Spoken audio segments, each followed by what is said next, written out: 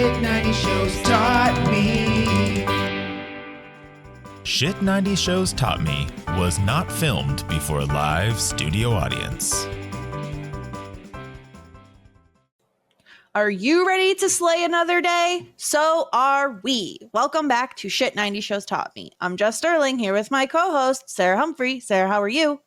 Jess, I'm ready to be a shitster and break up our podcast, ruin friendships, ruin lives. Yeah. You're supposed to be one of the Beatles, not the Yoko. No, I'm the Yoko. I'm the Yoko. I'm here to blow everything up, I suppose. Friendships, those high school friendships, they're trash, according to Spike. Spike we should have known, right? Like, he really is like a little gossiper, a little shit stirrer. So it was a matter of time before he really did some major damage here.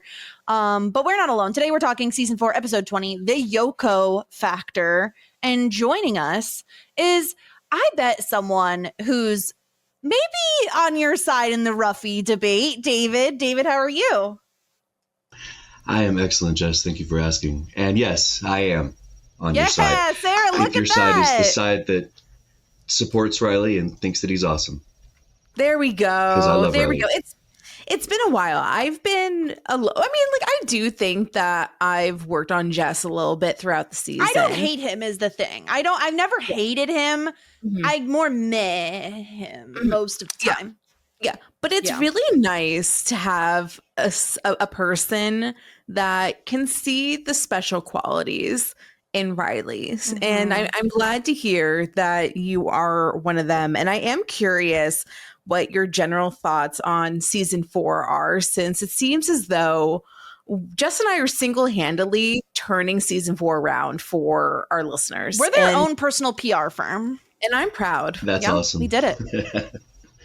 I like season 4 a lot. I'm maybe a bit of an outlier among Buffy fans in that I like season 4 a lot. I think that it's very much kind of symbolic of the idea of transitioning from high school to adulthood, to have a season that is complicated and very individually excellent with episodes, but maybe not necessarily the strongest overall story of the show, which is how I would describe season 4. I think that they have some individually fantastic episodes in this season. The silent episode is, top 5 probably for the entire series for me, just because it's hilarious. And then the season finale, which you guys are a couple weeks away from, is special, is all I'll say right now. And I love watching the characters kind of change and seeing that transition. Anytime you have a show that begins its life primarily set in high school, you always kind of dread when they're going to get to college and if they're going to be able to make that transition. And I feel like Buffy does, personally. Yeah, Sarah is a huge fan of a college show. I don't think that's any secret here. I think the transition certainly can be difficult. Like, we witnessed it, Sarah, in Dawson's Creek. Like, not every show is able to adapt very well. I personally feel like college breathes new life into the show.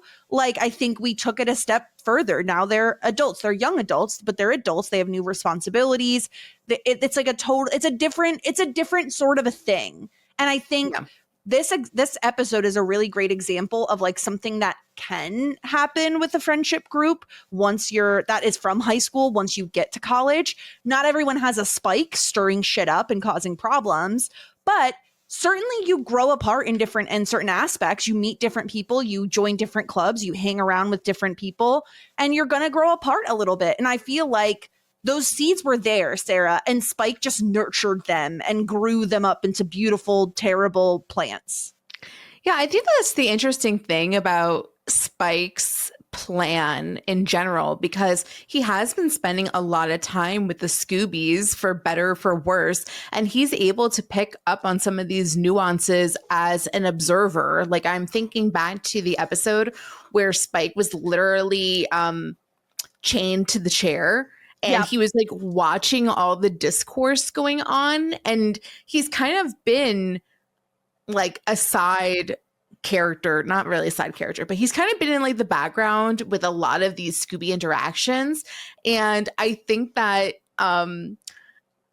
nobody's looking at him like he's a potential enemy. They obviously should, but he's really able to understand the friendship dynamics and what's where the cracks could be. And he really crafted the perfect plan in order to go in and create like craters from maybe little ditches. So it was really funny to see it. And it was also interesting for him to clock like the reason why Buffy is different is because she has friends. And that is something that we've talked about a lot in the last 4 seasons, that like that makes Buffy different from any other Slayer before, which I mean, there's like hundreds of Slayers. Like, why are they all social outcasts? But whatever. I guess it's like none of my business.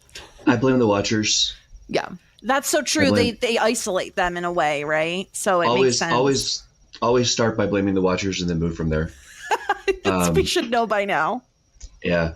Let me ask you this, and I apologize if y'all discussed this before and I just missed it.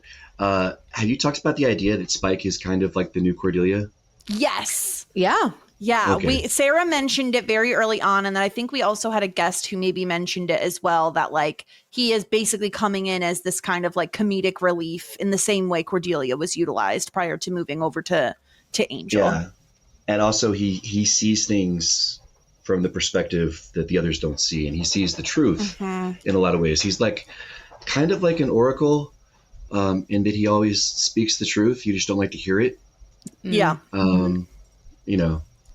Yeah, that's a really good point. Spike has a really fun time this episode. He's now teamed up with Adam. He's playing both sides, and all with the promise that Adam gives him of making him whole again, doing something with this chip. How, we have no idea, but obviously Spike is a really great asset for Adam to have, given that he knows the Scoobies very well. He's been up against them now for quite a while. So he knows the dirt on them, and he's able to give it to Adam. I will say, Sarah, we were very dubious and skeptical of Adam as like the big bad of the season, right? Like we would have preferred Professor Walsh. Obviously, we've talked a lot about this and how it was kind of a bump in the road for this season. I didn't mind the Adam storyline this episode simply because it had Spike also involved, right? Like I feel like Spike is the crutch that Adam needed to make an adequate, okay big bad. Yeah, I totally agree with that. I think that especially because of how robotic, for lack of a better word, dry Adam is, because he is a Frankenstein's monster sort of a thing. Having Spike come in, who is a lot of the time that comedic relief or really funny, has those like really great one-liners. He definitely softens the I don't know the word I'm trying to say. He smooths the edges of like Adam as like a clunky villain, right? Yeah, like I was gonna say like very like boring, I guess. That's not the word. I'm like losing it. Yeah, but like he spices him up, and he works kind of like he turns Adam into his straight man, and so you get to see Spike doing his kind of like comedy routine, explaining how you don't understand. This Slayer is different. You got to deal with her, and she's gonna mess your plans up if you don't take her for granted. No, they're great. Their interaction is great. Like when he calls him like a Tony Robbins, if Tony Robbins was like a big Frankenstein, and then he goes, no, you're exactly like Tony Robbins. Like, it was very, very funny. Yeah. And so Adam is like, okay, we need to get Buffy alone. Like that is the goal here. And so Spike takes that and goes forth with it. And his first stop is Giles's house, or Giles's apartment. And he immediately is able to get under Giles' skin by basically being like, oh yeah, like I need to talk to Buffy because you're not her watcher anymore. You're basically just an old retired librarian, and that's how they think of you. And it really gets to Giles. And what I think is so perfect about this, David, what I think Spike has this ability to do, which very similar to like a Cordelia, is he is able to pinpoint someone's weak spot, someone's insecurity, and really pick apart at it. Giles is being, he's been out of work for a while, and maybe Buffy doesn't need him as much anymore. Technically, he's not even on the Watchers Council or anything. So he really is able to just zone in on that one thing and really pick it apart. Yeah, he is. Just kind of laser in on the insecurity. Poor guy, defined himself by being the Watcher, and then he wasn't the Watcher anymore. And now he's, nothing. I do have to say, before we get too far down the road on talking about Giles, did you guys enjoy hearing him sing? Oh my God. If he could sing every single episode, I would love that. Like, first of all, supremely talented. Second of all, Daddy Giles, like, hello. Like, he's never been more attractive than when he's holding a guitar. And third of all, I freaking love Freebird. Hello. Like, it's an incredible song. And then however many of all, the scream he lets out when Spike scares him while he's playing, I also rewound that a few times because it just really got me. It tickled me. Yeah. I really enjoyed it too. I think it's so funny. I really love when people that have musical talents just kind of shoehorn themselves into like getting to sing a song. Yes. It makes me think of, it's so not comparable, but remember when Aria got to randomly sing a song with Noel in the music room in Pretty Little Liars? And we know it's because Lucy Hale was like, guys, I want to have a singing career. You're going to write this in for me. And it's just like so ridiculous because it feels like a little out of place, but I loved it. Like he really is talented. I do think that he was playing guitar. Adam really didn't speak on it this time, but that's I'm pretty good sure news. he was. No news is good news in that regard. I suppose, or he just like doesn't care, which is probably more likely. So yeah, I really liked it. I really enjoyed his little songs. We have 2 now. I wonder if it is going to be a continued thing. I'm like, I'd be surprised if we didn't get at least a few more throughout the seasons we have to come. Like they'll find excuses to give him more songs. Does Buffy have a musical episode? Yes, it does. Oh, it does? I don't know what it is. I don't know when it is, and I don't know what it is, but I know there is one. I was not going to say anything, but since y'all confirmed it for yourselves, I will. Yes, there is one. Yeah, we knew that much. Like that is maybe the one thing that I knew going into Buffy was that there was a musical episode. What I will tell you is that among those of us who come and talk to y'all on the show, we have discussed who gets to come on that episode and the knife fight over it. I'm kidding. There's no knife fight. I basically was like, I'm not going to fight you guys on it. So one of them will, but it won't be me. That's hilarious. Take yourself out of the race. This is like, I would probably do the same. Yeah, it's so of the era because, of course, I've been talking about how I've been watching Ally McBeal recently. They had a musical episode. Scrubs had a musical, like they all Grey's had a musical episode even. It's just such of the era of like, well, we gotta do a musical episode. Yeah.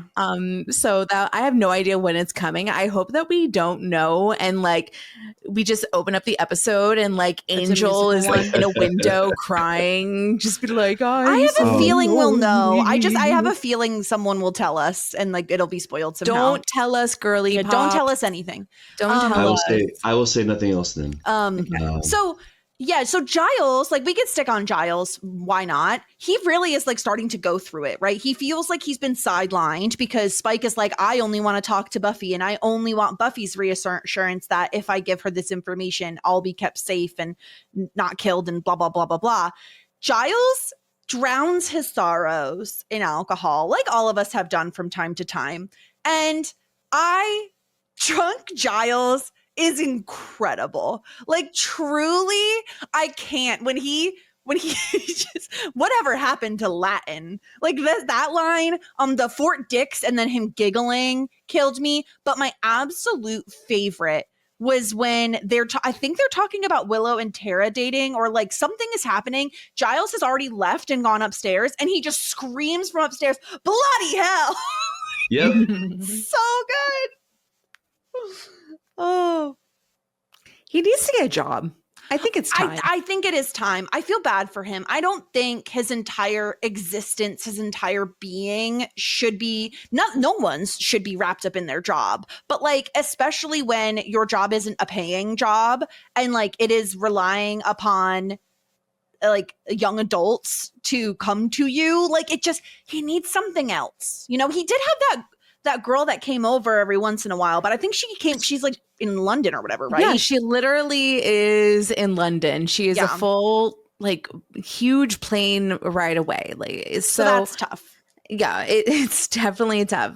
My guy needs a job, needs a paying job, needs a hobby. Like, I swear to goodness, I'm like because it wasn't that solely what Spike said to Giles that made him start drinking. He was already in the whiskey by the time Spike came over. So of course it's like pretty concerning. And he was hilarious, but the whole time I was thinking like, Giles, you gotta like pull yourself together, man. Like, come on. We don't need you being like a drunkerson, falling all over yourself. Like, let's get it together. Yeah. Especially too, David, because it feels like he feels a little hopeless about the Adam situation. Like he really isn't coming up with any ideas on like what to do. And I think it's a bit, I don't know if like demeaning is the word, but I think it really also kills his self-esteem that like Spike is the one of all people who is like coming to him with this whole plan and wanting to sidestep him. Like, I feel like him playing Freebird, while I love it, while I absolutely adore him playing music, and I adored his little moment in the coffee shop earlier in the season, part of me feels like he's like sinking himself into like his music and alcohol as a way to like fill his time, you know? Absolutely. It's self-medication. Yeah. You know, he was supposed to, like the storyline with Dr. Walsh that had to be changed, you know, she was supposed to be like a counterpoint to him. Mm-hmm. So this is part of the pivot, was emphasizing Giles's, you know, feelings of being left behind and not being needed by the kids anymore. But I think he nails it. Yeah. And I think he really, you know, but yeah, the singing is definitely, it's kind of midlife crisis-y. Yeah. Oh, very much so. Yeah, he just needs to get like a red Ferrari and then he would be like fully in there. Oh no. So it's funny you say that, because in the episode where he was a demon and Spike destroyed his car, they specifically destroyed his car because first of all, Anthony Stewart had hated driving that car. That's so funny. But so they could replace it later. So I mean, it's such a junky car. It really was. That car is like one of those cars that you go to the middle of like rural Pennsylvania and it's just like used cars, used to spell wrong somehow, and you buy it for like $2,000 with cash. That's what that car is. It was an absolute clunker piece of junk. So I Spike hope did him he a gets favor. cool ride. That would be cool. That'd be really nice if he had a cool ride. No, I think that he's very well acted. I have nothing like to say about Anthony Stewart Head. I think he was hilarious. The comedic beats were great. Giles himself, like, I just want him to look at Xander, who has literally had 93 jobs since graduating high school. Like, at least Giles can work at Barnes and Noble. You know what I mean? Like, at least he can get so like beneath him to work at Barnes. Okay, then he'll be a manager at Barnes and Noble. He worked at the British Museum. Stop it. Okay, I'm sorry. No, that'd be awesome. I love then it. he can work at Borders. I just think like I do think there are other, I feel like there's an opportunity for him in terms of like special texts. You know what I mean? Like he has so much experience with like specific magical texts that there has to be someone looking for like consultation or something. You know what I mean? Because I feel like his main thing is he needs flexibility to be available if Buffy needs him. And so he can't. I suggested a part-time job at Barnes & Noble and you two laughed at me. I was I'm just picturing him in a uniform and it's very messing. It's messing with my mind. That's much laughing at you, Sarah. More like laughing at the idea because it's really funny. Yeah. I would actually love to see that. Little side moment. I would say you guys are definitely onto something. Giles definitely needs a job. Yeah. Poor Giles. So next on Spike's list is Xander. And so Xander is bringing him initiative military gear so that he is able to sneak into the initiative, which he's really not doing, but to play this game up. And while he's there with Xander and Anya, who is like really going to town on like a Slurpee or something or a soda this entire scene, I was like, girl, why the straw constantly? Stop it. She's thirsty. She's really thirsty. And she looked like Shirley Temple. And I don't know why they decided to curl her hair, but I wish they would stop it. It's not great, David. No, it's not. But on the thirsty thing, you know, she did, I have to say, defend Xander and say he was like a Viking. So Yes, she shouldn't be that thirsty. Yeah, she was a Viking in bed. Yeah. She needs to rehydrate after a really long and strenuous bed sesh. Oh so my God. Yeah.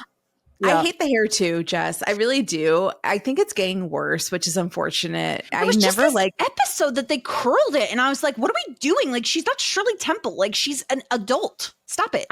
She needs to dye it dark again. I don't know who this woman. I think her name is Emma Caulfield. Yes, that is correct. Emma Caulfield. I don't want to Google her, but I hope that her hair is dark right now and not that stupid strawberry blonde color. I so want to just do a little googs. Don't do it. Don't do it.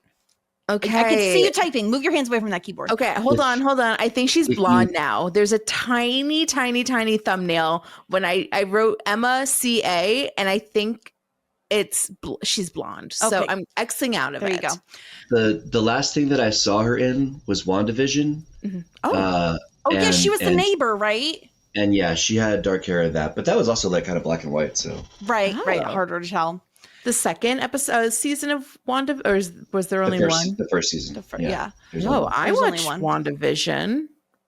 I feel like she was like a smaller role, but maybe also because I was like, we also watched that without having seen her in this first.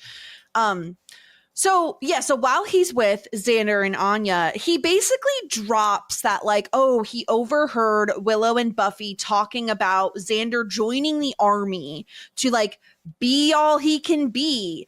This was the one seed that Spike planted that I was like, I don't know that it really has legs. Like, it just doesn't feel like there's a lot here. So Xander is like upset because Buffy and Willow are talking about him without talking to him. And like, maybe he assumes that they want him to join the army to like make something of himself because he's not in college. David, am I like anywhere warm on the scale here? Well, yeah, like it plays. So it's not just the army part of it. It's the idea that Spike plants that they're making fun of him behind his back, which feeds into his insecurity. You know, like he could have told him anything, and it would have upset him. But like that they were talking about him doing anything. Like the army part is just, it makes sense because of his military training from the Halloween episode. But it's just the idea that they're talking behind his back and making fun of him, which Xander already thinks they're doing because they hate Anya and he keeps getting all these stupid jobs. Well, it's also like, oh, like that's the only thing they think I'm good at also. Yeah. And I think that for him to look at like his best friends, Buffy's the Slayer, has supernatural abilities. Willow is a witch, and that's not a code word for something else, just an actual witch. And I think that he's like, I mean, he probably has like a lot of insecurities that like he doesn't have like special abilities. Now Cordelia can see the freaking future. So I think that for Spike to be like, oh, like that's what they think, that's the only thing that they think that you can do. Especially now that he's trying like so many different jobs and can't keep them. Yeah. I'm sure that it's just like, oh, you think I'm useless. Like you think that I'm stupid. You think that I can't do anything. I might as well just go away because I'm like not an asset. So I think it's all that. I just want to know, okay, like I don't think that Buffy has any issue with Anya. Like, I think that Willow has made some like comments here or there, but like, I don't love how like they keep grouping Buffy into the like you hate Anya sector of everything.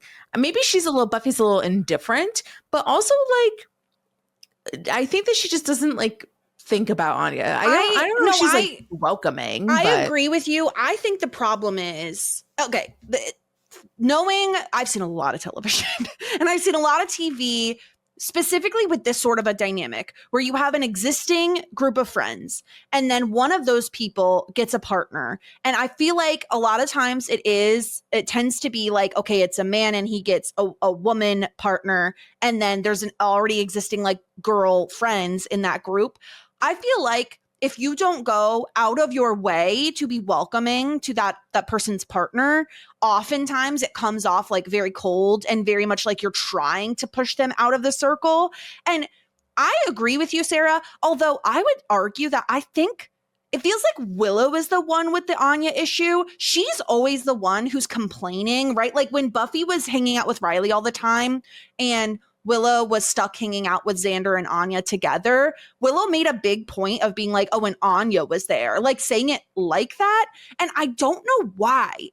Anya has never done anything to these two. And on top of that, it really grinds my gears because freaking Tara is now hanging out with the Scoobies all the time. So why, like, if you're going to pull in your partner to be a part of the friend group, then Xander is well within his right to also pull someone in to be a part of the friend group, you know? As well as like Buffy with Riley. Exactly. But, yeah. And so, I don't know, David, where do you stand on this?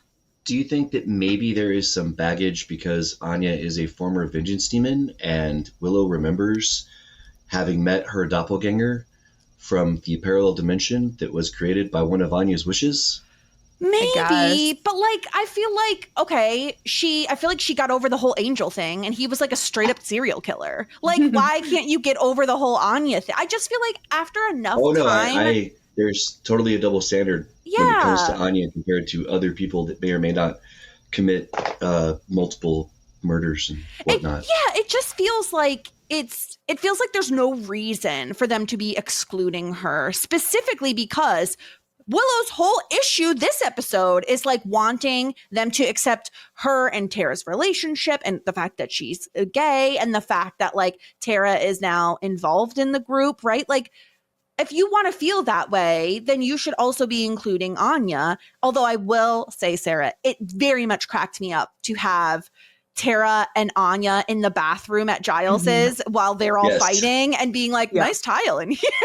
Yeah, it's like one of those things where just like, well, we know each other basically from convenience. Yes. Like we don't really have that much to talk about. So, and also it's very much like the spouses of like siblings. Like on This Is Us, remember? There was the big three. Exactly. And then what did they call themselves? Didn't they call themselves something? I don't know, the rejects. I don't think that's what they call themselves. But yeah, that's exactly what I was thinking of. That's so funny that you said that because it's just like, okay, we're like, you know, let's let the siblings like fight it out. We're just gonna be like stuck here, just like listening to a bunch of bullshit. So that's so funny that you said that because that's exactly what was in my mind. Because it very much feels like that, which is fair enough. Like I'm happy to have like for Tara and Anya to both be like, I'm gonna let them fight their own battles. Like I don't need to involve myself in this argument because I shouldn't be involved in this argument. Especially because like it's awkward because they got brought into that argument. Yes. Yeah. So it's they really, like, especially okay. Tara. And she's very non-confrontational. So like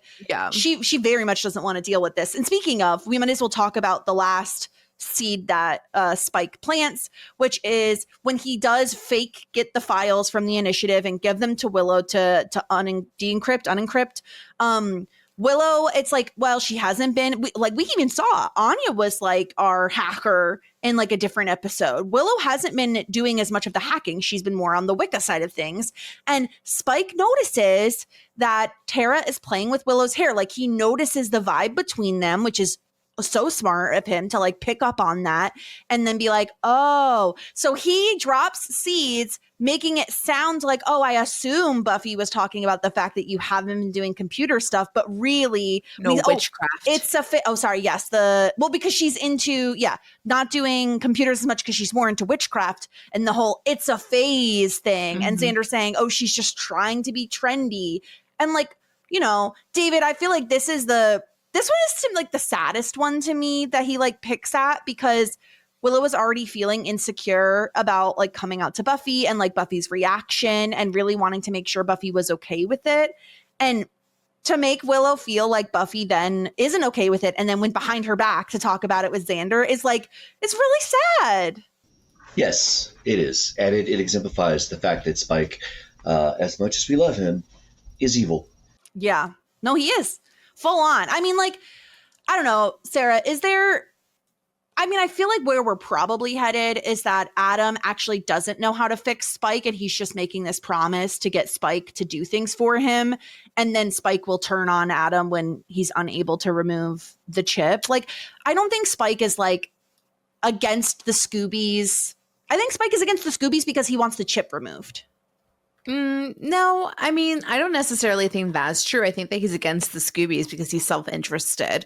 So he either follows the money or he follows the opportunity. He's also very aware that that the Scoobies have killed people that he's cared about or almost cared about, that like they are actively trying to fight against what he is, which is like an evil vampire. So like, I think that, I mean, at this point in time, I think that Spike is an opportunity seeker and he is going after the opportunity. I think that he definitely is interested in probably messing up the Scoobies and getting back at Buffy, but he's also interested in getting the chip removed.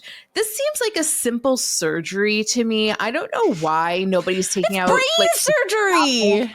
In my mind, it's like under the surface of the scalp. Like, how far is it into the head? I don't know why we're just not like knocking him out and like going in with the scalpel. Like, because you need a neurologist, you need a brain surgeon. I just feel like we're wasting a lot of time. I feel like those are a dime a dozen. But we know this is plot armor, Sarah. Like, we know why. It's because otherwise Spike would just kill everyone. If every single conversation that you and I had ended with, well, this is just plot armor, like it's just for the plot, then we would have no podcast. Like, there would be no point.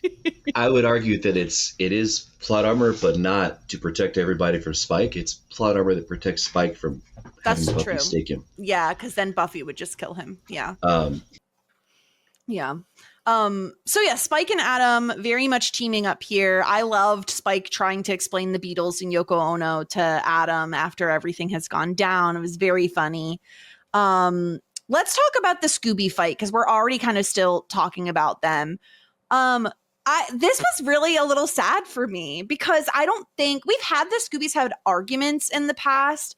It's not usually like this many arguments wrapped up in one, though, where like everybody is kind of mad at everybody. Like, we've had situations where some people are mad at one person, you know, but this was so much. And Sarah, I have to be very honest. We're very big Buffy fans, like not the show, the character, right? Yeah. We love Buffy. But I'm really getting sick and tired of her saying, you guys need to stay behind. It's too scary for you. It's too dangerous for you. Like, truly, how many times is she going to do this before she realizes that she's so much better off having her group with her? I guess. But the thing is that she is just coming from a meeting with Adam, and Forrest was there. And basically, even though Forrest is a trained soldier, really strong, probably was still taking the supplements, had a gun on him, like, she saw him in one swoop get killed by Adam. She doesn't want her friends, you know, going there doing the same with less training, with less armor, with less strength, with less fighting abilities. Like, I honestly think like the answer to like get rid of Adam is like all hands on deck. I totally agree with you, but it's not going to get solved with Buffy, Willow, Xander, and a drunk ass like Giles. Like, that's not how we're going to solve it. So like, I actually do agree with Buffy being like, what do you think that you're going to do there? Like, I just got my fucking ass beat by him. Forrest is dead. Like, you know, we've been actively, like, she's seen a lot of the initiative people like try to fight him with no movement. Like, I mean, I disagree with Buffy for going there. I think it's like a waste of time for her to go there as well, because like I honestly think like this is going to be like an epic. It's going to have to be, I don't know, quite on the same scale as the season 3 finale. Oh, that was intense, like, yeah. But like literally like all hands on deck. I don't know why they sent away Angel, honestly. I would be like, Angel, we need you. Let's get Faith over here. I totally agree. Like, we need Faith is in jail. What's break her out for a day? Bring her out for a day. Say oh, my grandparent died. I need to furlough. Is that right? Yeah. Yes. Like, or work release. I think like that's what we're going to need to do. So like but I also don't think like us just going there on a random Tuesday afternoon to Adam's cave is going to be the solution. Well, no, that's what I'm saying though, David. I feel like get an army. Like, your answer shouldn't be less people, because all that's going to happen is Buffy's going to get killed solo. And then what? Then Adam is still around, and the Scoobies are going to want to fight him regardless. So the answer is not less people. It is, let's get more people to our cause. We need a freaking army here. Yes, they definitely need to find a way to work together. It is unfortunate that Spike has manipulated them in order to make them not do that. Mm-hmm. Although I think it's interesting that they had the big fight, and the one person Spike didn't talk to is Buffy, and yet she had just as many issues with everybody else to throw bombs at them for, as they did. I find the argument, I mean, it's painful to watch because you care about the characters, but, Spike caused it, but there's stuff that's been building all season. Oh, definitely. We even see it at the beginning of the episode where like it feels like Willow and Buffy are constantly just missing each other. Like, they're roommates, but neither of them are home at the same time. They keep missing one another. Willow's feeling it and Buffy's feeling it. I feel like Buffy just looks at Willow's and like made up bed and just like is sad. And when Willow is hanging out with Tara, all she talks about is how like, oh, maybe we'll live off campus. Oh, well, I thought I would live with Buffy for like ever, but I feel like I've not seen her at all. All of these things feel like they've been always there, especially the Xander thing. I feel like is really rooted in like season 1 of him feeling inadequate. He's the only one without powers at this point. He's always kind of felt like the person who doesn't get a lot to do. He had a whole friggin' episode dedicated to it. So it's still a scab, it's still a scab that's easy to pick at. And Spike knows exactly where to point them in the direction to pick at each other too. Let's get through Willow and Tara quickly before we move on to kind of everything happening with the initiative and Riley and Angel and all of that. Sarah, I need a thumbs up, thumbs down on the name Miss Kitty Fantastico for a cat. I think like my favorite thing about cats is that like you really can name them anything, and like the best cat names are like something totally ridiculous, like full names, like full 7-part government names. I think like that's the great, like tuna fish, you know what I mean? Like the best cat name is something that's like a little obscure. I don't think it was what I would name my cat, but I liked this cat. I'm a little disappointed that the cat's not all black. Like maybe that would be like was it a tuxedo cat? Did it have the white? Yeah. Okay, it had white. Yeah. Maybe that's a little bit too much on the nose, but quality cat. Willow was really manhandling that cat. She was like, yes, she was. Just like the cat's so tiny, and like both of her like little hands were like gripped around the body, and it's like, leave the cat alone, it's a lot. But it was a cute moment. Like they're really trying to, they're U-hauling it up, Sarah. I know, that's what I wanted to say, but I don't know if that's derogatory. I don't think it is. That is like a very common thing in like the lesbian community is like they start dating and then 2 seconds later they live together. Literally, Willow and Tara are talking about living together in that scene. That's exactly the phrase I wanted to say. So I just like, I mean, it's funny. And I think that I thought it was really sweet how Willow like caught herself. She's like, I can't believe we have a cat. I mean, like, you have a cat. And Tara is just like so sweet and is just like, oh, like, it could be our cat. Like, that sounds good. She's a really sweet girl. I know that like you have some concerns about her. I think it's going to be like a nothing burger. I would just be annoyed if they don't address it, but I feel like they have to at this point. Like, this is the show that does address it. Yeah. But I do think she is very kind and sweet. I just am like, what was that about? Like, I just want to know. It's be like a nothing thing. I just know it. David, are you a fan? Well, actually, I don't know if we asked you about Anya yet. Oh no, maybe we had her last season, but just like your quick thoughts on Anya and Tara's characters, and if like when you watched it the first go around, if you were fans of both of those new additions. I love both of them. Just off the cuff, I'll say that first of all.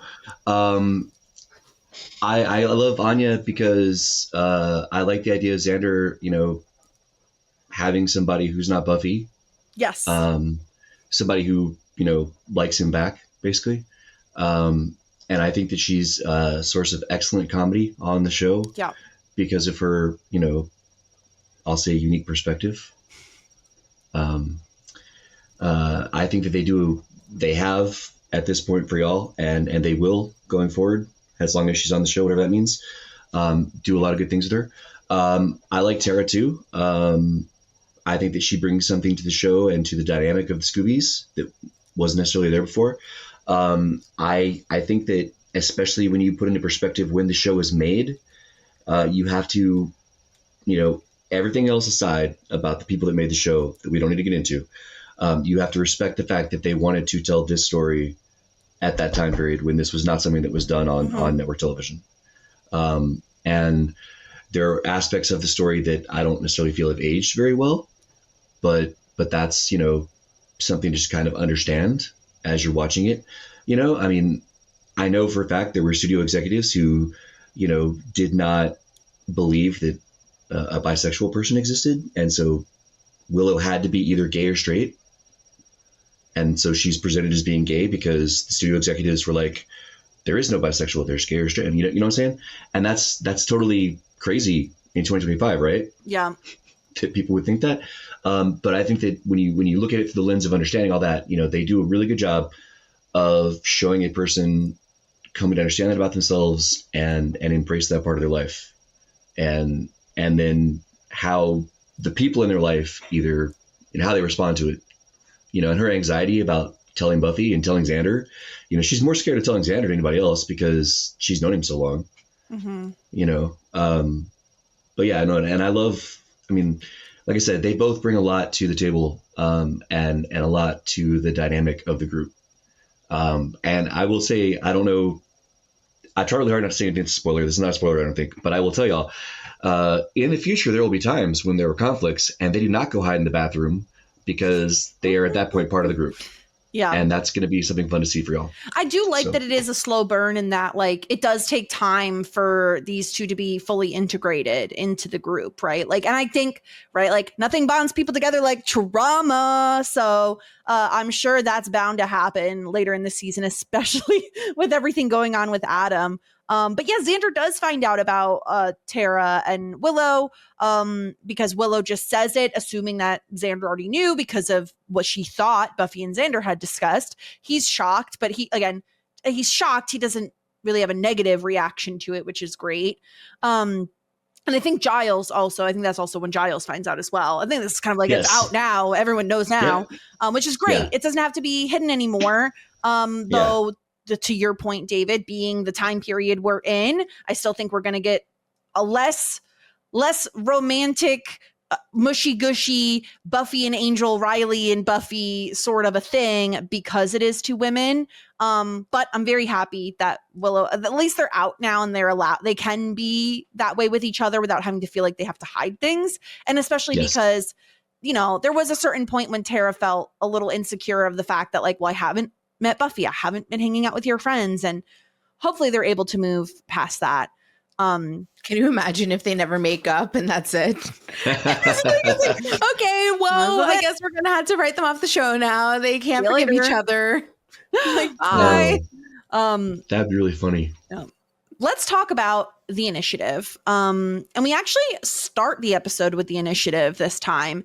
And Sarah, I'm bringing it back, okay? If you remember in the beginning of this season, I came up with some real crazy theories. I was like, this is what's going on. Well, I think I'm back on board with my crazy theory for many reasons, which I will get into. Okay, so this guy, this new head of the initiative, is talking to some government dude who's like the head of the military branch or whatever the hell. Who cares? Doesn't matter.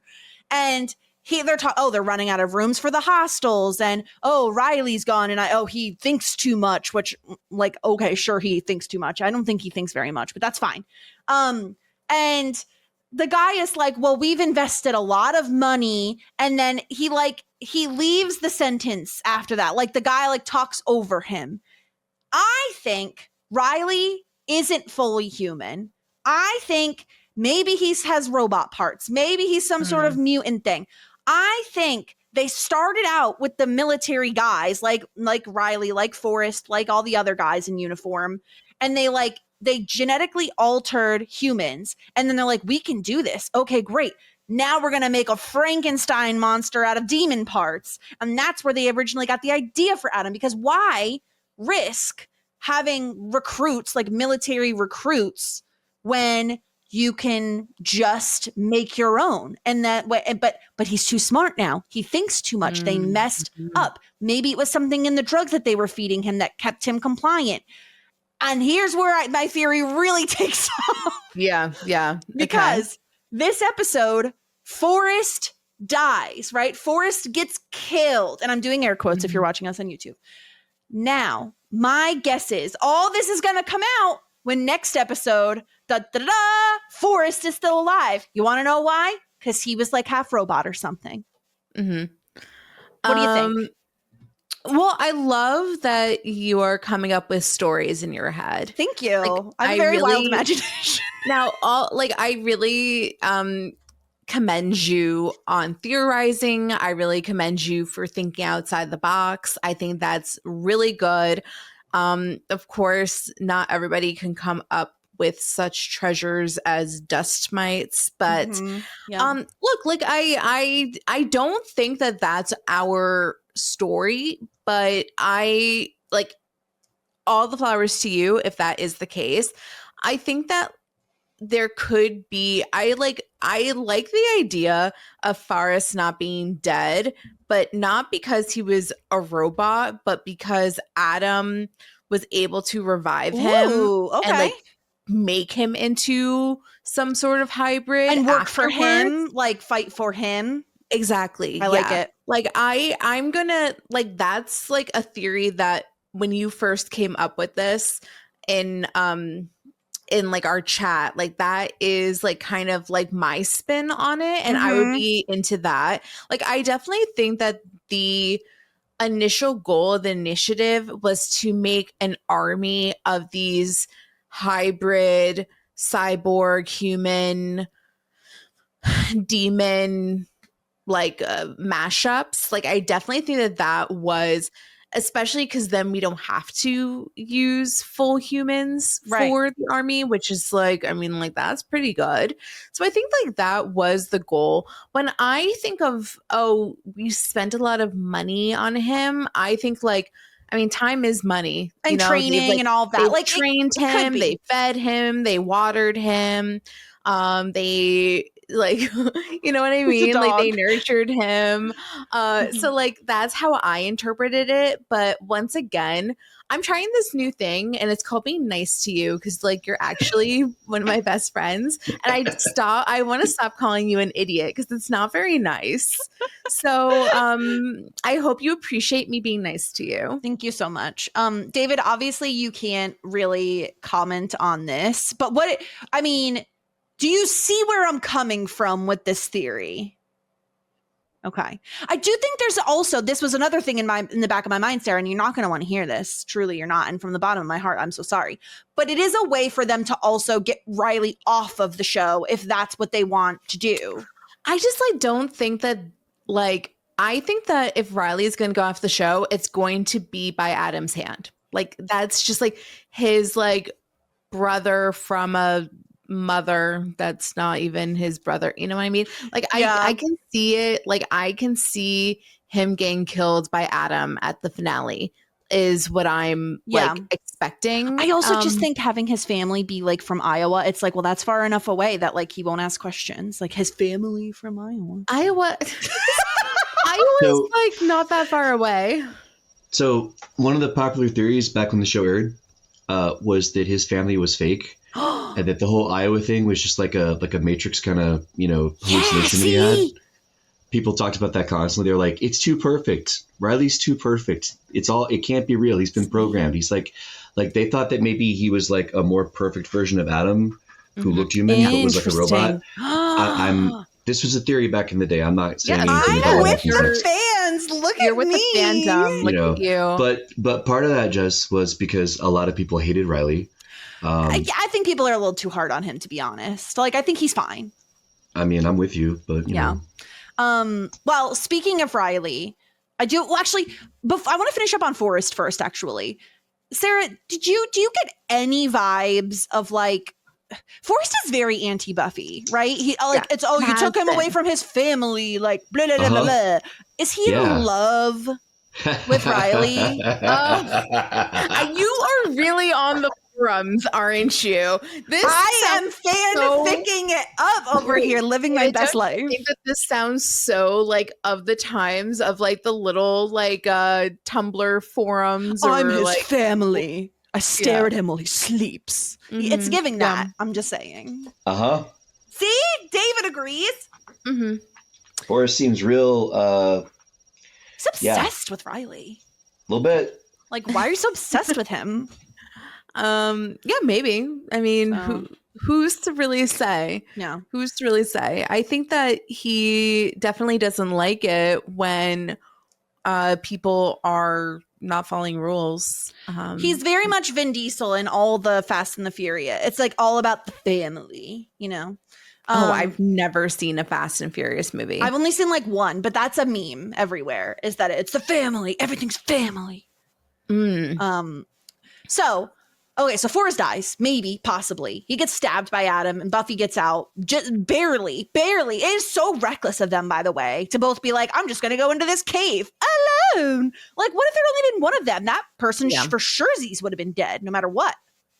I mean, it was a really bad move, but also I think that they weren't positive that Adam was in there. I guess like you should essentially just expect the worst. So they probably should have known that he was in there. It is very reckless of both of them. But moving on to Riley, we find out, David, correct me if I'm wrong, is he staying in the old Sunnydale High School? Yes. Is that where he's hiding out? Yeah, he's hiding out in the ruins of Sunnydale High, and he only has his uniform to wear, so Xander has to come bring him a change of clothes. This is a prank. And you cannot convince me otherwise.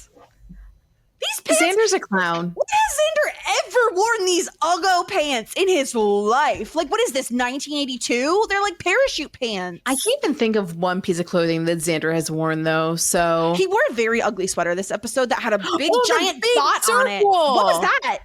I don't know. That was so weird. I hated that. Yeah. I mean, Xander does have questionable clothing choices. I'm surprised that Anya hasn't revamped him, honestly. I mean, she has Shirley Temple hair this episode. It's an ongoing project, and he's a real fixer-upper, so... Yeah, he is a real fixer-upper, that's for sure. But he brings in these jokey pants. Like, it's very... This is a prank. And Xander... Full blueberry, honestly. Full blueberry.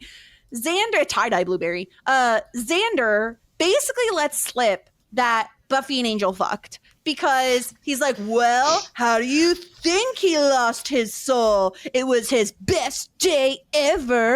And I will say, Sarah, I'm not going to be harsh on Riley later, so I'm going to warn you now, but I am going to be harsh on him now. Because I don't understand why he's wigging out that Buffy had sex with somebody. Like, yeah, she dated the guy for like multiple years. Of course they had sex. What is wrong with you? It's like safe to assume that, but you don't want to like Xander was painting like a pretty picture, you know what I mean? Like you don't want to think about that. Like do you want to sit here and hear stories about your husband's like pre relationship shenanigans? No, Not but it was really. Okay, so it wasn't the fact Only that like a sicko like me would want to hear about that stuff. it's not about the fact that he didn't want to hear it. It was more so that I felt like later when he went to see Buffy, he was acting so weird about it. Well, like it was almost like he was upset that Buffy didn't tell him. And it's like, why would she? Like, why would she lead with, yeah, you know, my ex-boyfriend Angel, who I definitely fucked? Like, no one does that. Like, that's not his business also. Okay. Well, also, he was upset at Buffy because all he knew was that Buffy was going to go to LA and visit her ex. And then she didn't come and let him know that she was alive, home, or alive. Yeah, that was or bad. Anything. So he's just like sitting there spinning his own stories. Then he hears Xander talk about how they had sex, and then he has to be like, oh my gosh. I mean, yeah, and it's not basically. I'll just finish one last thought, and then I'll let you sorry, go ahead. respond, David. Yeah. But he was just. Like Buffy did such an injustice by not communicating with him this episode, because like all Riley had to do was sit in that dark, dank school and think the worst, right, David? Absolutely. And it's not just the idea of the sex itself. It's that the sex is the trigger that turns Angel into a monster, right? And so like she gave him part of the information, but she didn't give him that context for him to understand how it worked. And so, you know, it explains why he reacts the way he does when he sees Angel, first of all. You know, because he's been spinning these stories in his head now, you know, and he's wondering, what else did Buffy not tell me? I mean, I get what you're saying, that it's not his business necessarily. And I agree. But at the same time, you know, his reaction's understandable within that context. I think not giving him the larger context of like turned into a monster, here's the reason why, that's more of the mistake, less so of like she slept with him. It was more so that I wish he would have just, he's obviously feeling a little insecure about stuff, and I wish he would have just voiced that to Buffy sooner, because what ends up happening is he shows up at her dorm room. He's supposed to be in hiding. Like he's really not even supposed to be out, but he's able to patch into the frequency of the initiative, so he knows like where they are at all times. Very smart. Good job, Riley. And Buffy is acting so freaking weird. Like I was very tough on Riley because I do feel like he's a little bit, and we'll get into like the ridiculous like Metro Man bullshit later. But this was on Buffy for not saying, like, she doesn't give him anything. Like all she says is like she doesn't really want to talk about it. Like, I want to take care of Adam. Well, you have to give him something. Like, I'm not saying tell him your life story, tell him every single thing Angel said and did, but just be like, it didn't go well. Like, you know, he said something nasty to me. I'm okay. Don't worry about it. We'll talk about it later. Like, we have other priorities. Like, I mean, she said some of that. I just feel like she wasn't very reassuring. And when Riley looks like he looks, which is a little sad boy and a little like, I need love and attention, all you have to do is just reassure him like a little bit that things are okay. Because, David, I do think she's inviting, when you give him nothing, you're inviting his own imagination to run wild when he knows you were just visiting your ex-boyfriend. Absolutely. Yeah. So then we get into the whole Angel shows up in town. Riley overhears on the radio that like, oh, they need backup. They're by the high school. So he goes to help them, presumably Sarah, because these are still his friends. Like the people in the initiative, I think he holds the people in power responsible for stuff. But I think, you know, it's his friends, no matter what they may believe in. They were friends. So he goes to help, bumps into Angel. And here we get the dick measuring contest. And truly, I can't with this, Sarah. You know me. Buffy is very, very good most of the time at being like, we're not here for this like men, me men, you men, we men fight. Like, it's not that show, right? Like, Buffy can take care of herself. So when these two start like yippy yapping back at each other about like, oh, I'm gonna go see my ex-girlfriend, like, I just don't care. Go fight it out. Who cares? Go fight. Peace be with you. Please go. But you liked it, Sarah. This worked for you. I mean, I thought it was hot. Like, I thought it was like really fun, actually. Yeah. I thought that seeing this interaction between the two of them was a lot of fun for me. I loved Riley dunking on stupid Angel. And I didn't mind like the Macho Man fight, mainly because Riley was really hot in it. Even though he kind of got his ass beat a little bit. And then when stupid Angel goes right to Buffy's dorm room, I was like, do not enter this dorm room. You are not invited. Except he was, because she let him. But I was like, that's inappropriate. Don't go into the dorm room, you old crusty man. Get out of here. David, what did you make of the fight between Angel and Riley? So I love the fight between Angel and Riley for a lot of reasons. It's a big part of the reason why I picked this episode. That's funny. Yeah. Okay. So I talk a lot. Y'all have heard me talk about storytelling through combat. In the time you've known me, this is actually the example that I use when I'm trying to explain it to people who I have Buffy as a common language with, because this fight tells you everything about these two characters that you need to know. Like, you learn so much about Riley just by the fact that he keeps coming. He doesn't stay down. Angel is forced to basically just knock him the F out for him to stop coming. And even then, he picks himself up and drags himself to her dorm room and pulls out his weapon of last resort, which is his gun, and is all ready to just die trying to shoot Angel because he thinks he needs to. Now, is it okay that he's being all macho and stupid and like, I'm going to protect Buffy? No, not really. But a big part of that is because the whole time they're fighting, he thinks Angel doesn't have his soul and that he's dealing with Vangelis. When we all know if he was dealing with Vangelis, the boy would be dead. Yeah. Yeah, my biggest issue with it is I really dislike when men give women orders to like stay out of this. Like when Buffy is like, I need to talk to Angel alone, and Riley's like, well, I'm not leaving the room. I full on laughed out loud when Buffy and Angel just walk out into the hallway. Yeah, because it's like, I mean, again, I like that the show did that. Yeah. It's better that she did that than nothing. But it. Yeah. And they also have her say, I'm going to put you both in the hospital if you don't stop. And she can do it. Like, she's stronger than both of them. And she shoves them. Yeah. Yeah. That I did like. It very much grinds on my gears when it's like, when Riley is pretending like, oh, let me take on Angel. And neither one of them, if either one of them had said 10 words to each other before they started punching each other in the face, they could realize they're both on the same freaking side, like that's, and obviously it's a show, whatever, like, and this was bound to happen where they're bound to fight because they both love, they both love Buffy and blah, blah, blah. And they hate each other. It's just, of course they do. They are not, there are people who can be attracted to the same person and can, kind of get past that and like each other and recognize that they have more in common than they don't because of the person they share in common. Riley and Angel are not those people. And I kind of love that. I love that Angel, doesn't like him, even though they are very similar.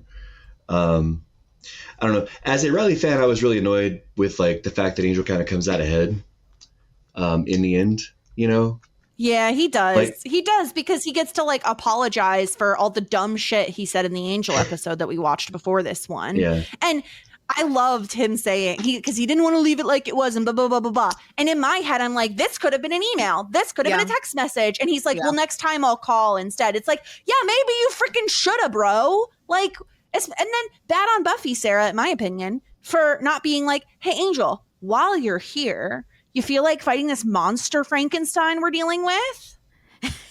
Yeah, I mean, he'll be back in a couple of episodes, I guess. But I totally agree with you. I was really annoyed with Angel throughout because I was like, you came all the way here to apologize? Like, it could have been a phone call. Yeah. Like, you didn't have to go into the dorm room. Like, I don't know. I feel like very protective over the Ruffy relationship for obvious reasons that I've like explained a billion times. So there was a lot of times where I'm like, shut the fuck up, Angel. Like, get your old crusty ass out of here. Like, nobody needs to hear from you.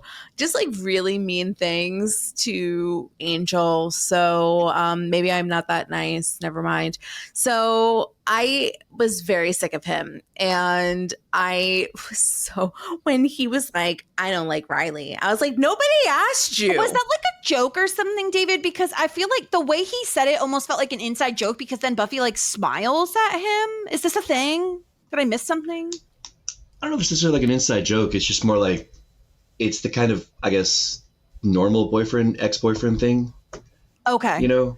Oh, like, because he's like, oh, I'm a vampire, but I can still hate your boyfriend. Yeah. Okay. Yeah. I see. I don't know. I just thought it was like an inside joke from like something earlier that I missed. And like, it was like, not exactly. You know, and for me, like, the whole sequence really plays like Angel kind of has this attitude of like, well, she's just with Riley because I'm not around. And if I was here, oh, yeah. And it's like, bro, go back to Los Angeles and run your detective agency and, you know, I'll see you next season. You know, like, just what else? No, seriously, it very much, you're so right. He feels entitled to Buffy, even though you broke up. And who cares the reason? She's not yours, bro. She's no one's. She's her own woman and she can make her own decisions. Yeah. There is one little line of dialogue I have to call out 'cause it's one of my favorite bits. It's when she comes back in and she's talking to Riley and he's like shocked that that's not Evil Angel.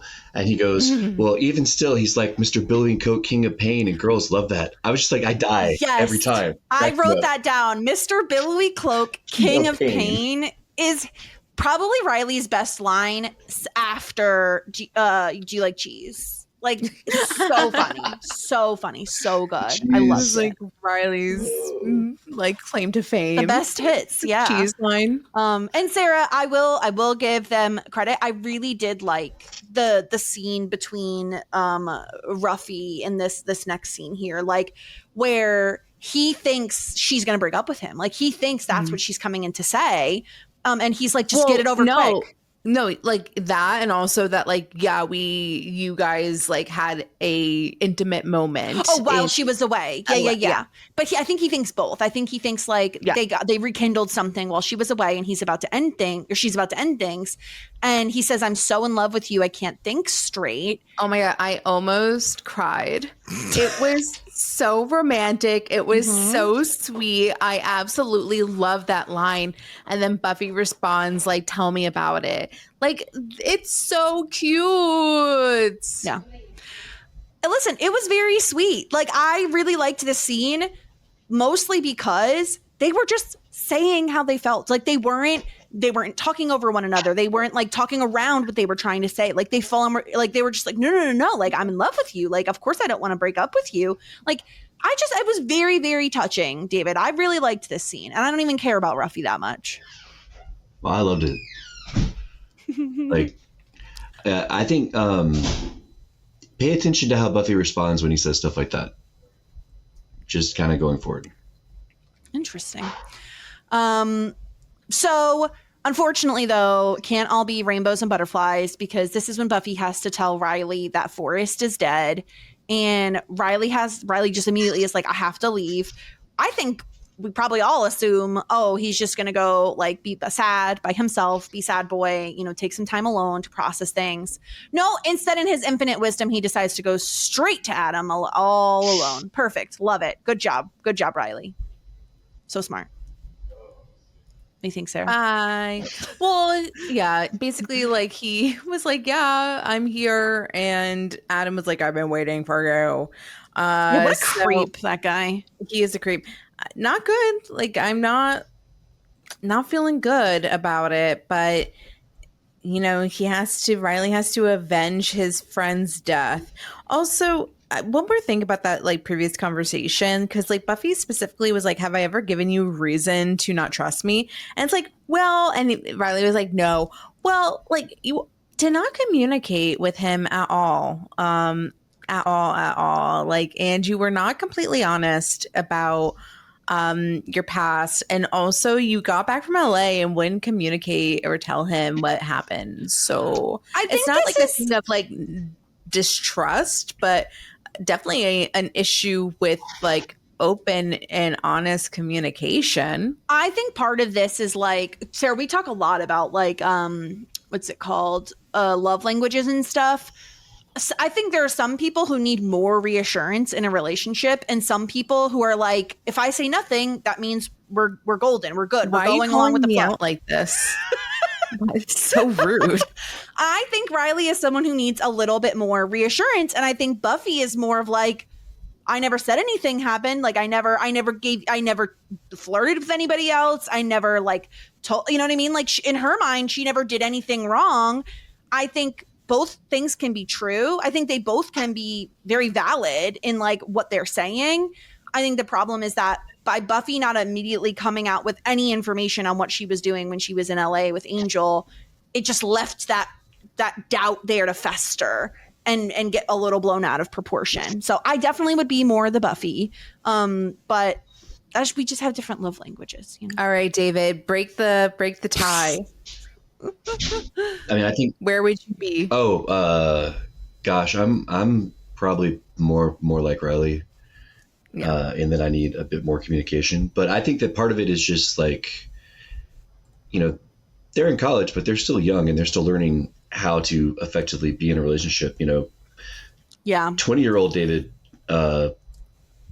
would not have handled things the way that, you know, current old man David would, who's been married for 20 something years.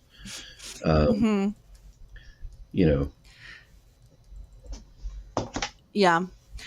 I mean, I just think it's like a difference in what people need out of a relationship. And like you said, they're very young, and it's still a new relationship. They haven't been together that long. Yeah. And Buffy's, you know, her relationship experience is, you know, Angel.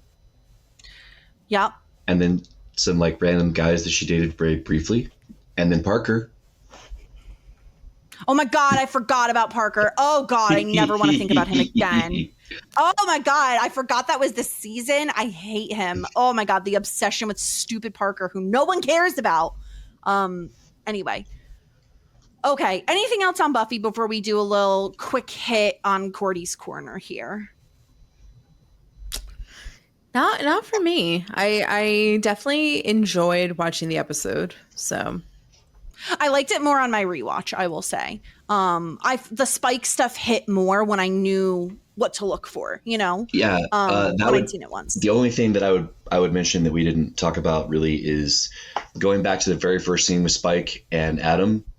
When Adam asks Spike why he didn't kill Buffy, and Spike's response, when he implies that Spike is scared of her, and then, you know, let me I got the script right here. Give me 1 second. Doesn't he say like, "Oh, I'm scared of nobody" or something like that? Yeah, but let's just say that there's some subtext there with Spike, you know, what he may or may not be not really thinking about that he's thinking about. I also think he is scared of Drew Lulu, so I don't think it's true that he's not scared of anybody. He's definitely scared of Drew. Because everyone should be afraid of Drew Lulu. Okay, let's talk about Angel for this week. Our War Zone, season 1, episode 20. Sarah, do you want to read your little blurb, your little synopsis, and then I will translate for the names that you wrote? Yeah. I wrote some notes. I just have to some beauteous notes to crack into the notes. Angel made a new friend. I did not catch his name on the first watch, so I called him Hank. And Hank is like a rogue vampire hunter, kind of like Wesley, but not. So he has a group, like a boy band group, and essentially they go around LA and kill vampires. He also has a sister who I didn't catch her name, so we'll call her Cindy. And Cindy is a weak ass bitch and is getting chased down by vampires. And at first, Hank was able to save her, but it seems like she got tracked down again, which is like uber embarrassing for her, because at the end, Hank finds his sister and goes, "Hey, Cindy, like, how you doing?" And Cindy's like, "Never." Oh, wait, no. He thinks that Cindy's dead. But he finds Cindy and he's like, "Cindy, I can't believe you're alive." And she goes, "I'm more alive than ever because I'm a vampire." And Cindy was like, "Hey, I can turn you into a vampire and we can be family forever and ever and ever and have a grand old time. We'll just be like the Cullens." And he's like, "I'll consider it." And then he is like, "I'm going to kill you instead." And is like, it's very emotional. And long story short, this is Angel's new bestie. He needs a new bestie, and this is his bestie. And he's like, "Hey, if you ever want to work together, let me know." And Hank's like, "Yeah, but ew, you're a vampire. I don't like your face." And then Angel's like, "Well, if you ever consider, I really need a friend, especially a person of color, because there's no other people of color on this show. So I really need you." And Hank's like, "I'll think about it, but probably not."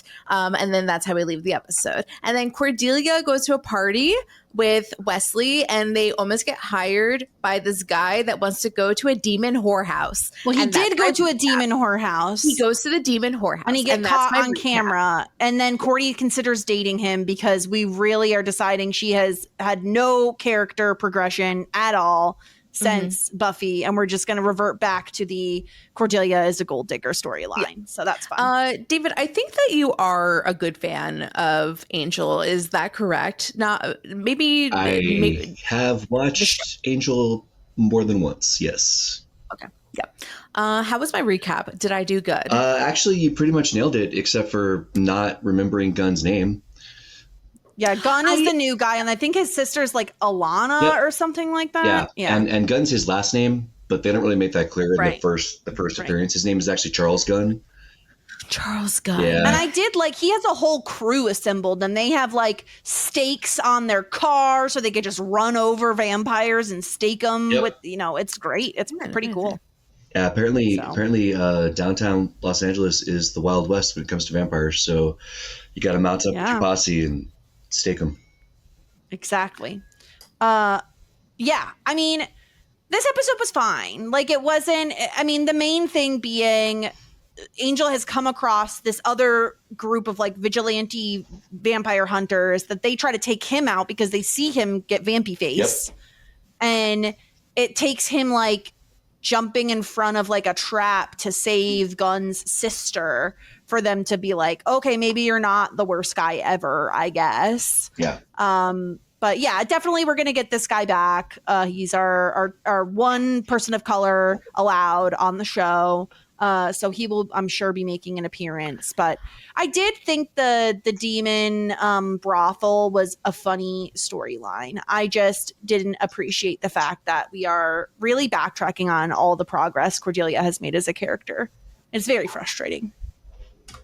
But I like when Angel asked if Gunn wanted to play outside, and Gunn was like, "No." It's like you can't play outside, Angel. You can't see the sun. You'll die. It's very much like, "Will you come to my sleepover?" Yes. And Gunn is like, "I don't want to be your friend on the playground. Yeah, please leave me alone." Yeah, no, don't like you. Yeah, I did think it was like pretty interesting. It's a good D&D backstory where like Gunn winds up having to kill his sister, which is like very, it's like, it's obviously really hard. That's his family. He seemed pretty close to her.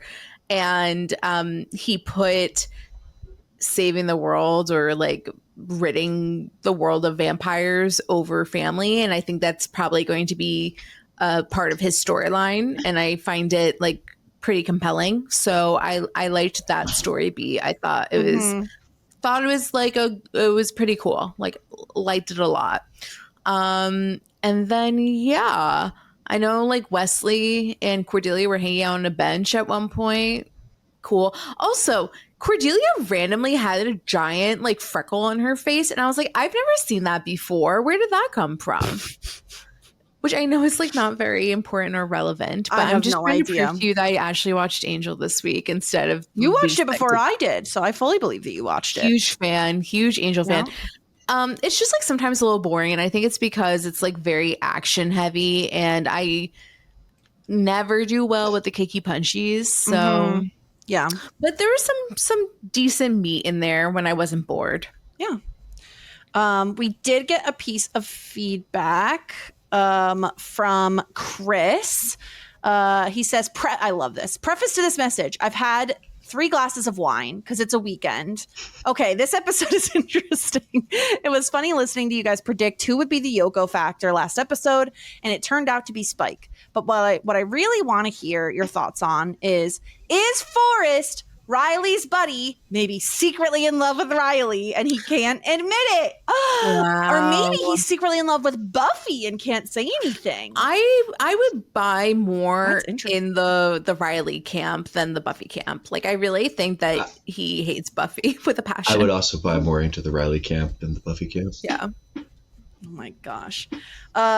Chris continues. Second, as a young queer boy, last episode with Willow coming out to Buffy made me so happy to see an accepting friend who, even after a few minutes of processing, was able to say, okay, you're still you and I care about you more than life itself. That was everything.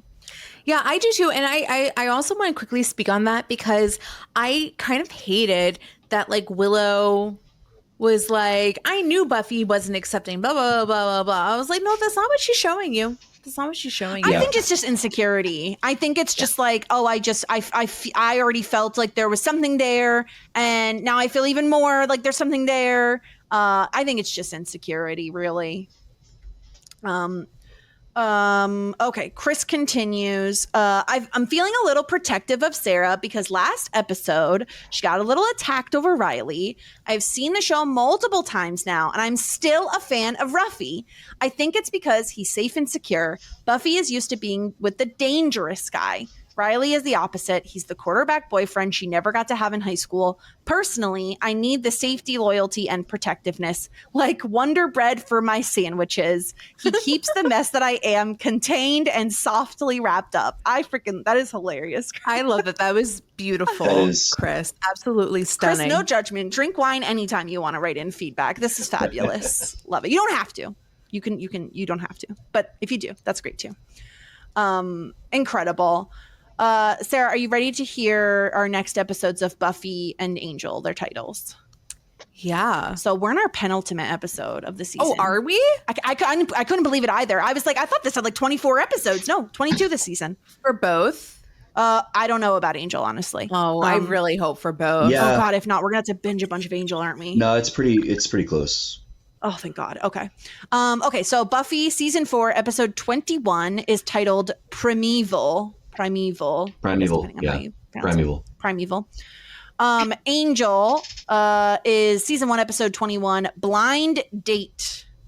That should be fun. Oh, yeah. And I'm Googling it now. There are 22 episodes of Angel in season 1. Yeah. So we're good. Perfect. Okay. Love that. Cordelia is on a date and she gets a vision and then she's blinded. Oh my God, no. It's like, oh no, this is not what, but also funnily enough, it was also a blind date. So it just like, it really doubles down. Oh my God. And I'm assuming we're just like all in on Adam stuff next episode. Like now that we have 2 episodes, so it's just gonna be like the final stretch of Adam. Yeah, I think so.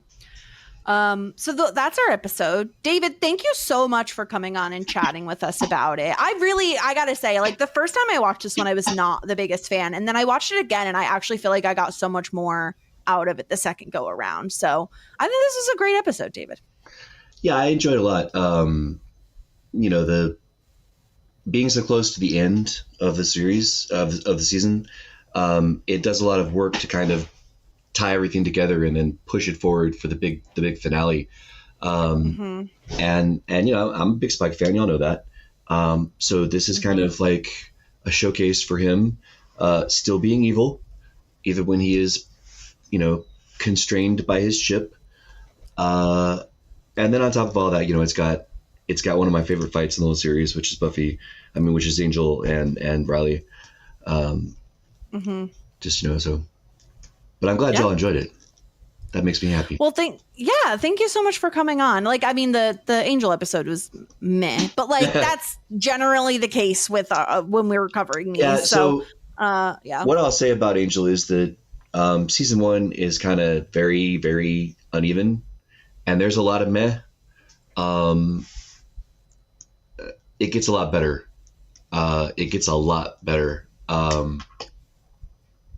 But I can appreciate how, especially season 1 is. It takes them a minute to figure out exactly what they want that show to be. Is how I'll put it. That's what I've heard. Yeah. So, but yeah. So more exciting things to come next week when we cover the penultimate episode of season 4 of Buffy. Then, of course, we'll cover the finale, and then, as always, do our little season wrap up before we jump into season 5. Sarah, can you believe we're over halfway done with this? Of the series? Of the whole series, because there's 7 seasons. Wow, that is wild. Yeah, I can't believe it either. Yeah, I remember when y'all started. Yeah, time goes by so fast. We've learned so much. We're almost done with Felicity. Oh, we are a few episodes away from being done with that dumpster fire of a season. Yeah, so good stuff. Yeah, it is good stuff. Yeah. Yes. Okay, well, we'll be back next week with our next episode of Buffy. And until then, everyone, here endeth the lesson. Just ask. Shit 90 shows taught me. Shit 90 Shows Taught Me was not filmed before a live studio audience.